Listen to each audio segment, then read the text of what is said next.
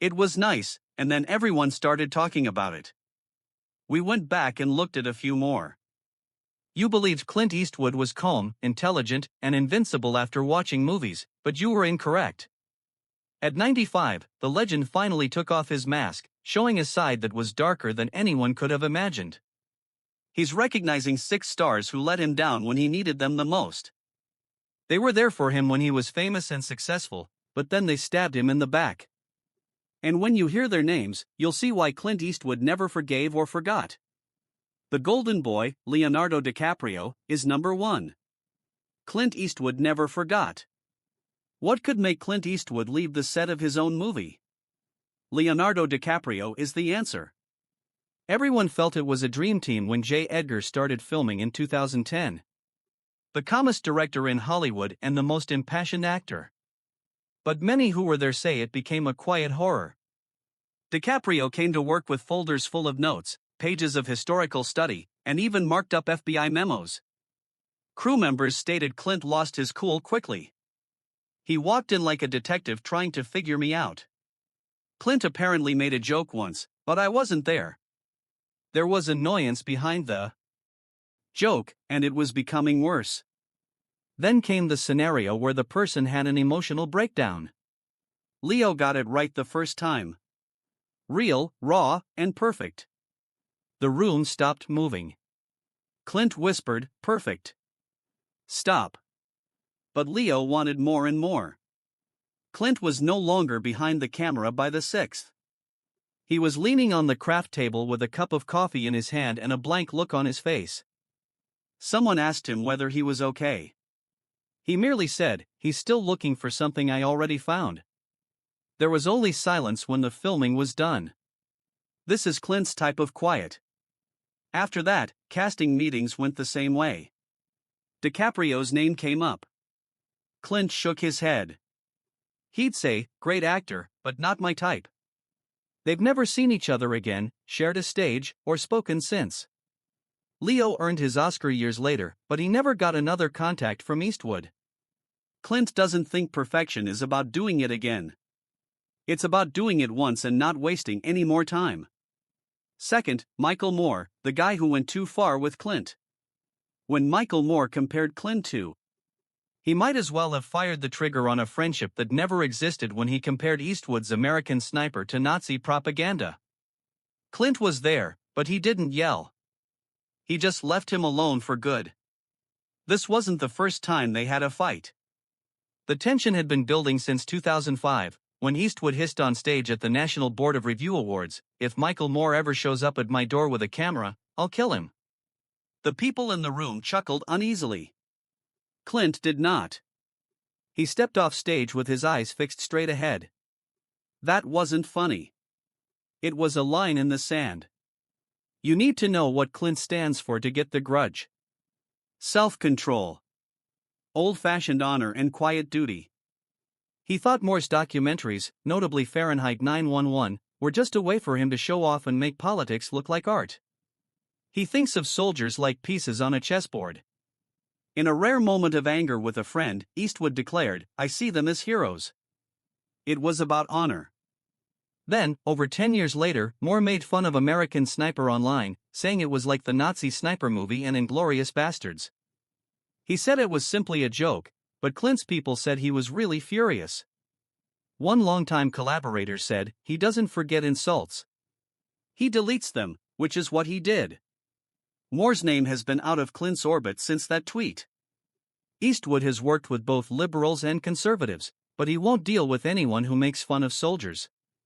To him, Moore didn't just cross it, he spit on it. If you bring up Michael Moore in front of Clint today, the conversation will stop. Number 3 is Barbra Streisand, the perfectionist who made the cowboy angry. Barbra Streisand is the name that makes Clint Eastwood's jaw tighten even after 9 decades in Hollywood. He won't even speak her name in interviews since she got under his skin so profoundly. And their fight turned into one of the coldest battles in Hollywood. In the early 1980s, when both were switching from acting to directing, it all began. Streisand was the queen of power. It can take 40, 50, or even 60 tries to get one expression. Clint did the opposite. Take two, then move on. He used to say, if it's not real the first time, it's not worth filming. Barbara was everything he didn't like about the new Hollywood. Being vain, wanting to be in charge, and thinking too much. By the start of the 1990s, their innovative ideas had transformed into open hatred. Eastwood was heard telling a friend that maybe if she made decisions faster, she'd finish more than 3 movies in 15 years when The Prince of Tides didn't get Streary a Best Director nod in 1992. It spread through the business like a fire. Then there was the Bridges of Madison County project, which disrupted the last bit of peace that was left.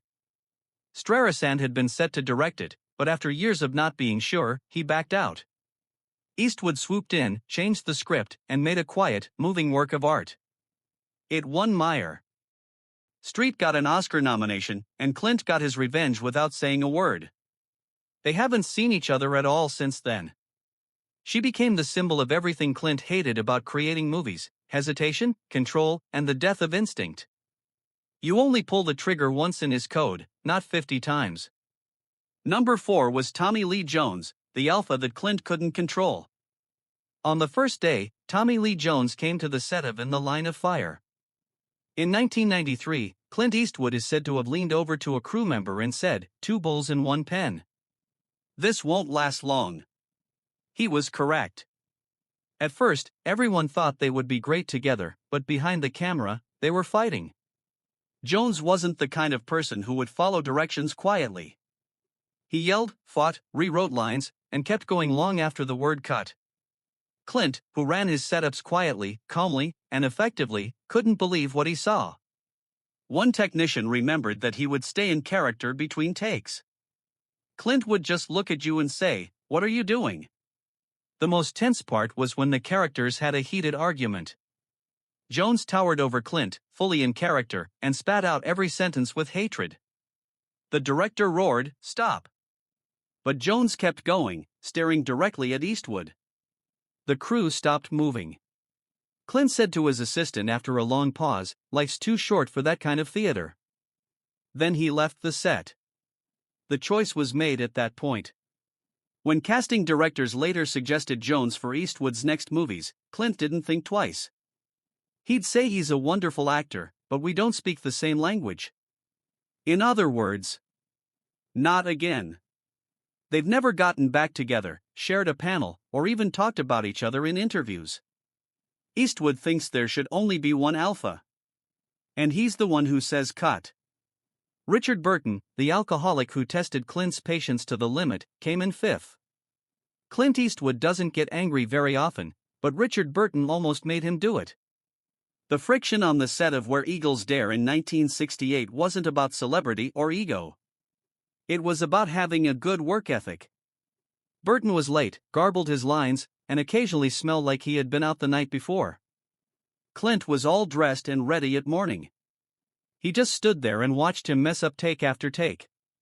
One crew member said that Clint's face looked like it was losing respect like water. Burton was going through a rough patch in his marriage to Elizabeth Taylor, and every night seemed to finish at a bar. They had to pay for it every morning. Clint didn't shout or give a speech. He waited, cold, quiet, and more disgusted. Clint is said to have grumbled, "I'm getting paid by the picture, not by the hour," when Burton said the same thing for the 10th time. The team chuckled uneasily, but Burton didn't. The message got across. Burton's comment that the movie was a paycheck job was the last straw. To Eastwood, that hurt. He thought that every movie, especially an action movie, merited his undivided attention. Clint didn't try to sugarcoat it when questioned about Burton years later. A guy with a lot of talent. Talent that was wasted. That was all he needed to say, and it was all he said. The movie did well, but their romance ended on sight. Clint never worked with him again or talked about him again. Burton's fate was sealed for a man who thinks silence is the best weapon. That's not okay.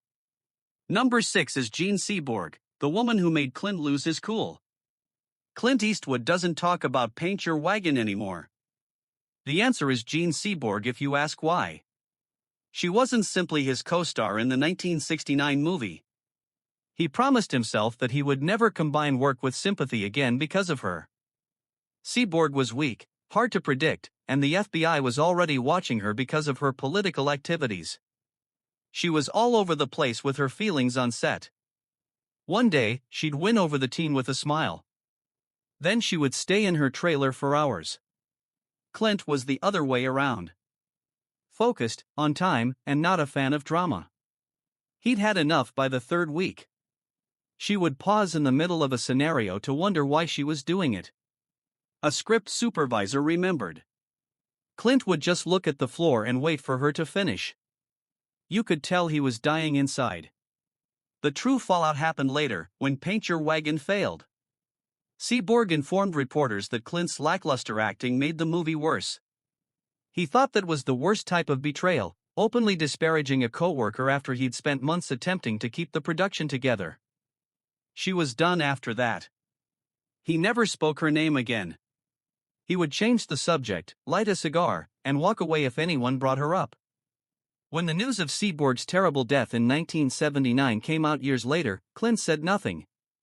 Friends say he appeared really unhappy, yet he never changed. He once mentioned quietly that some people just aren't good at the work. And I don't want to cope with that again. That's the closest he's ever come to forgiving. What do you think, then?